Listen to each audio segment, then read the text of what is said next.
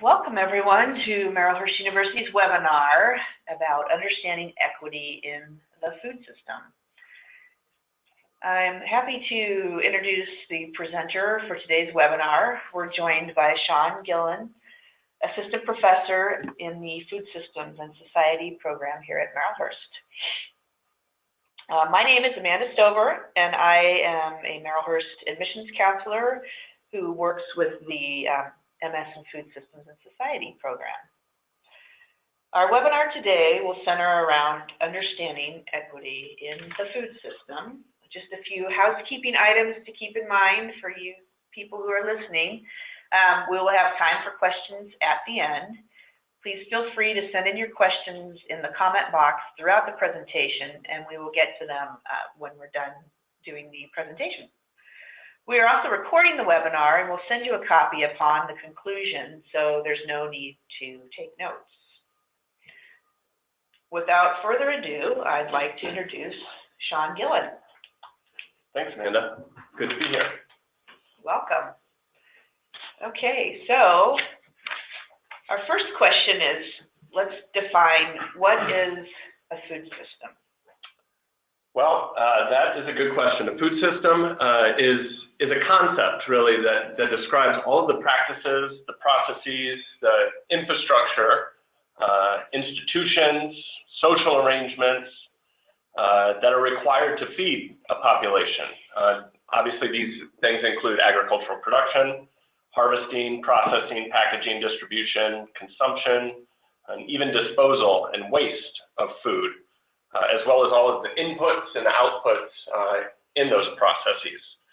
So it's quite a set of things.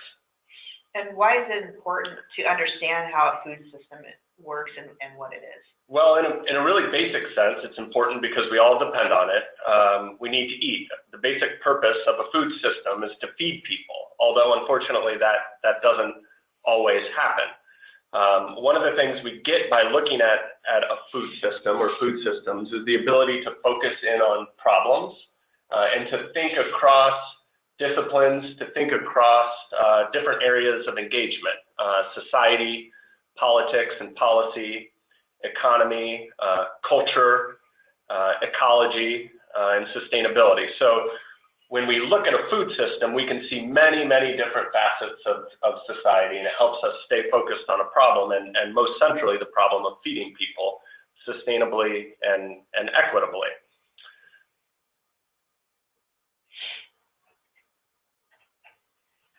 So what are some key issues in food systems equity today? There are a lot of ways to think about this, and one thing to note about our program in Food Systems and Society is that we use the food system as a lens. And so while it is a big and sort of unwieldy concept, when we look into the food system, we see underlying trends that are really important to address. These might include things like poverty, access to food, education, how different people in society are positioned relative to food systems in terms of opportunity to engage based on race, class, and gender. So we look through the food system primarily to understand issues of equity in society. And now, when we talk about food systems equity, you could be thinking about a range of things that stretch all the way from industrial agriculture to who gets to eat how much food and when. So if you think about industrial agriculture, there are important issues around environmental justice. Who is exposed to the pesticides in the food system? Is it farm workers applying those to fields? Is it consumers eating them? We can think about farm labor and how equitably the people who produce our food are treated. Right now, this is one of the most marginalized occupations in the country, where many farm workers who produce food don't have access to healthy food themselves. So this is an important issue to consider.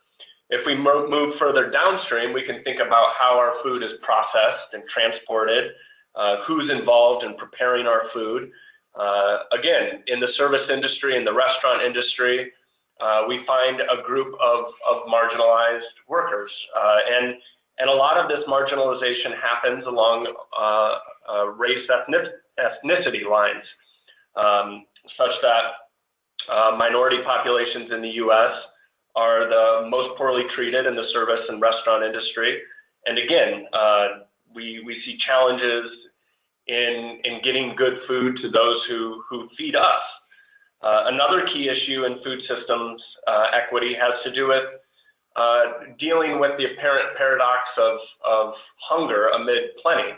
Right now, the United States wastes more food than the rest of the world needs to satisfy its nutritional requirements. So this is a troubling thing and something the program considers.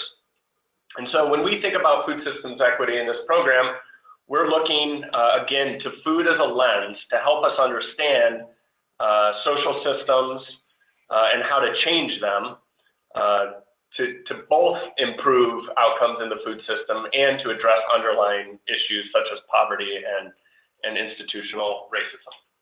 Great, thank you, Sean. Sure. Are there any specific policy issues people need to pay attention to today? Sure. Certainly, you know, wherever people live, there are going to be local and regional issues to think through. In the U.S., at the federal level, a key thing coming up will be the Farm Bill. This gets written every few years, and it does address farms. But the thing I want to draw people's attention to is that this piece of legislation provides funding for the Supplemental Nutrition Assistance Program, or what people understand as food stamps. And so there'll be debates upcoming on whether and how to fund SNAP, this program that serves over 40 million Americans each year. It costs the U.S. quite a bit of money, and so is a target often perennially in the Farm Bill. But it's important in that right now, nearly 15% of adults and 20% of children live in poverty in the U.S. And this results in the fact that 12.3% this last year of American households were food insecure. Another 5% had very low food security. So despite the fact that there's plenty of food, we're not getting it to people. And a lot of this has to do with poverty. And again, if you think about how this affects different segments of the population, food again serves as an important lens into thinking through inequities in society. So for example, while only 12% of American households were food insecure, 31% of single mother households were food insecure in 2016. 21% of single father households were food insecure. And we see similar disparities along lines of race ethnicity, where non-whites are twice as likely to be food insecure than whites. Okay, thank you. So what is a food desert? Food desert. Well, this is a concept that's gained quite a bit more attention over the last several years. In really simple terms, it's an area that has little access or no access to nutritional food. The USDA is now tracking this, and they have a fairly good set of data resources that you can look through to understand where food deserts might exist around you. But right now, more than 7 million Americans live in a food desert. And so this is a fairly widespread problem, and again, quite complicated. It's not just, of course, about the presence or absence of food, right? You can't just drop some food into a place and call it not a food desert, right? You need to have systems in place for people to be able to work, to afford food, need to think about processes of impoverishment and disinvestment in particular neighborhoods, of segregation and racism in neighborhoods. So again, here we see how this particular issue around food gives us a lens into thinking about long-term social processes and how we might address those. So the and it kind of parlays into how does it impact the food system. You've kind of spoken a little bit about that, but certainly. And I think, you know, moving forward, these are an important problem to address, and we have to think about how our intervention in neighborhoods serves the needs of those who live there, how they define their needs, and we need to think about unintended consequences of intervening in the food system in places that a food activist, say, might feel needs better food. In Portland, we see food as sort of a leading indicator of gentrification in a lot of neighborhoods, where a nice grocery store comes into an area that didn't have one, which is good, although that food may be out of reach of the people that live there, and may consequently raise property values and create a process where I think the benefits aren't really there, despite the good intentions. And culturally, it might not be the food that they would eat either. Certainly. I mean, I think that's an important element of food security, addressing food security too, is that an adequate response to hunger and food insecurity has to include consideration of dignified and culturally appropriate food sources. Thank you. How are people working to change and improve food system equality? That is a good question. There is good news in the food system happening, and our students are evidence of this. You know, despite these really overwhelming problems and really persistent problems, we've seen a tremendous amount of interest and engagement around thinking through how to improve food system equity and sustainability. I think more recently, people are beginning to think beyond purchasing, beyond voting with your fork, beyond just making the right decisions in a supermarket, which of course not everyone has the means to do, and thinking toward how we can create viable alternatives, how we can organize collectively to create a more sustainable food system, how we can oppose things as they are. And some of our students have been thinking about this quite carefully. We've had students, as the picture here indicates, engaging school gardens and school food, thinking about how school garden-oriented curriculum addresses persistent social problems like poverty and racism, whether or not food can be used as a vehicle to deal with those things. We've had students write about and do work on prison food systems, where they're trying to understand how we might intervene in prison food systems to improve outcomes and use food more as a tool for rehabilitation rather than punishment. We've had students take close looks at grocery stores to see how corporate social responsibility practices might be improved around making sure that nutritious food is affordable and made accessible. We've had students engage the restaurant industry to ask about what more fair labor practices might look like. And usually our students are situated in these places and really well positioned to combine their life experience with their research on food systems equity to present fairly viable and inspiring alternatives and options for moving forward. I could go on with other examples, but I'll stop there. Sure, okay. Well, now's the time for questions. So if you have a question about the program and a question for Sean or for me, go ahead and post those. It looks like we have one here about the program. So what kinds of activities take place during the intensives? And maybe you should explain a little bit more about the intensives in case people don't know. Sure. So our program is a two-year master's program if a student is attending full-time. And over the course of that 2 years, students come to campus for a residency in the fall and spring of each year. And so while most of the coursework happens online, at the intensives, or the residencies, students have an opportunity to meet each other, to participate in course sessions, also additional workshops. We often have guest speakers, and students stay for 4 or 5 days, getting to know each other, faculty, and then participating in these events.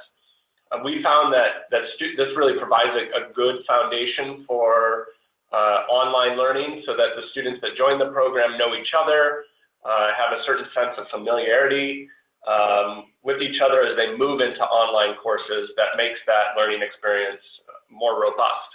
The other thing that's nice about this format is that it enables people from all over the country to participate in the program and not put their life and work on pause to move to a different city to go to a master's program. They can continue working and living where they are and bring those valuable perspectives to the program and to the other students in a particular cohort. Great. Okay, let's see. What kinds of backgrounds do students have who go through the program? Well, that is a great question. They are all over the map, and we really encourage students from any background to engage the program, because like I said, the food system at the beginning of this conversation, the food system is a really big concept, a big thing, and people can be very differently situated. So we've had dietitians come in the program who are interested in understanding why socially, what the social reasons are that it's challenging for people to follow their dietary advice, right? What backgrounds of people that they serve, their clients, make it difficult? How can they more effectively support them, given a bigger picture of how their own socioeconomic position might be influencing that? We've had food scientists join the program, again, to think through in clearer terms food systems policy and politics that affects the work they do producing food. We've had people who are working in nonprofit organizations, that say a food bank, who want to innovate in their organization. They want to develop the capacity to ask and answer questions or write more effective grant proposals. We've had people straight out of school, and we've had people in their 90s, in fact, join the program. So it's quite a range of people, and we welcome them all because we feel that these diverse backgrounds really enrich the learning experience for all students, and I frankly learn a lot from our students. Absolutely, because food touches everybody's life. Certainly. So one thing that I was just thinking about that we might want to talk briefly about is the second year of the program, yes. The winter term, when the thesis is being done, and then what happens in the spring term after that. Yeah, that's a great thing to touch on. So the curriculum overall, in the first year, students would be taking foundation courses in food and culture, introductory course on food systems and society, food politics, thinking about inquiry in the food system, how do you ask and answer questions effectively, and then a student will complete a thesis, and that thesis will be finished, as Amanda suggested, in the winter quarter of a student's second year. Now the thesis can be overwhelming for some, but we do our best to make it really accessible, constructive, and collaborative. Students get a lot of support from faculty to make sure that they get this done in a way that's meaningful to them in terms of what they want to learn and what their professional goals are. And then in the last quarter of the program, students take a course called Engagement for Social Change, and that course is asking students to think about what they've learned through their thesis process and to apply it, whether that's by writing a paper, a research brief, writing an op-ed, creating a workshop for social engagement. It's really all over the map, but it presents an excellent opportunity to do something more with your thesis than stick it in the library. Absolutely. actually have an effect on your community and society as a whole. That's right. Great, good. That's right. So here's a question. What research are faculty members currently conducting? Oh, that's a good question. The primary faculty in the program are myself and Patricia Allen, and then we have a number of faculty who join us for particular courses based on their expertise. So Patricia Allen, I'll speak to her work first,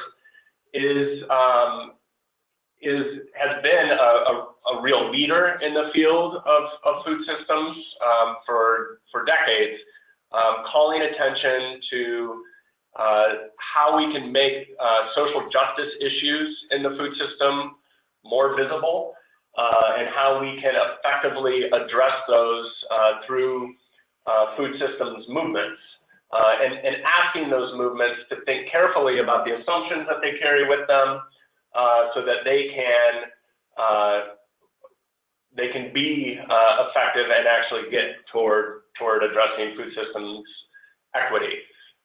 For my own part, the last thing I wrote just recently was a chapter on food equity and the environment in food systems. And so thinking broadly about how we can both engage environmental questions and questions about equity, and what that has to do with getting people fed. Some of my other research has engaged organic certification standards and the politics around that. I've done work on dairy production systems and water quality. I have done work on livestock, on other livestock production systems, and on biofuels, and the ethical issues around sticking food in cars. Great. Okay, well, that's about all the time we have today. So if you have any more questions or you want any more information, please contact me, Amanda Stover, at Marylhurst University. My email and phone number are up there as well. You can also, if you want to hear more webinars about these kinds of subjects, you can visit marylhurst.edu/events, and it's under webinars. So hopefully you will take a minute to do that and get in touch. And we look forward to hearing from you. Thank you. Thanks.